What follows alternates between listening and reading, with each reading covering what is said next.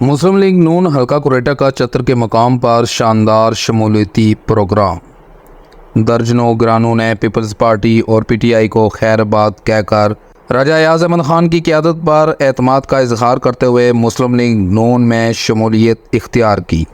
جن میں ملک محمد اقبال، ملک محمد طارق، ملک فرحان، ملک ریحان، ملک رفیق، ملک وقاص، ملک ہدایت، ملک شمریز، ملک پرویز، ملک گلزیب، ملک جاوید، ملک مقصود،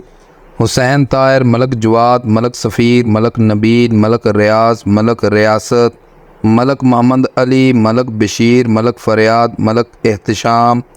ملک سرمد، ملک سعید، ملک مختار اٹلی، ملک شاہد اٹلی، ملک سہیل، ملک عمر، ملک بشارت، احسن و دیگر افراد شامل تھے۔ سابق امیدوار اسمبلی راجہ ایاز احمد خان نے شرکاء سے خطاب کرتے ہوئے کہا کہ جن احباب نے آج ہم پر اعتماد کا اظہار کرتے ہوئے مسلم لیگ نون میں شمولیت اختیار کی، ان کا دل کی عمیق گہرائیوں سے خوش آمدید کہتے ہیں،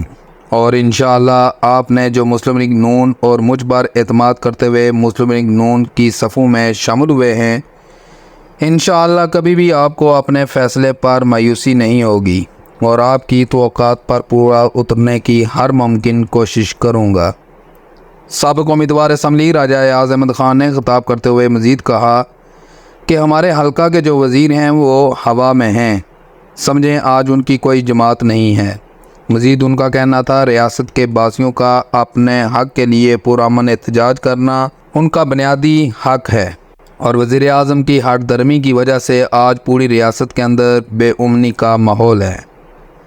ایکشن کمیٹی کی جانب سے 11 مئی کو احتجاج کی وجہ سے جو ریاست کے اندرونی کیفیت تھی وہ کسی سے چھپی نہیں ہے،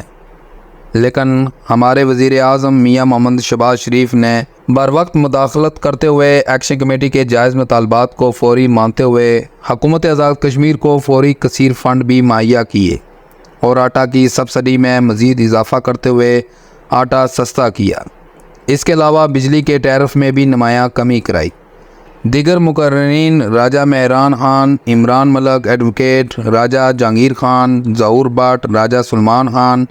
ممبر ضلع council Raja Ashfaq Khan, Ghulam Qadir Butt, Raja Khurshid Khan advocate, Farooq Qamar, Naveed Marwat advocate اور دیگر نے راجہ ایاز احمد خان کی قیادت پر اعتماد کرتے ہوئے مسلم لیگ نون میں شامل ہونے والے افراد کو خوش آمدید کہا اور نیک خواہشات کا اظہار کیا۔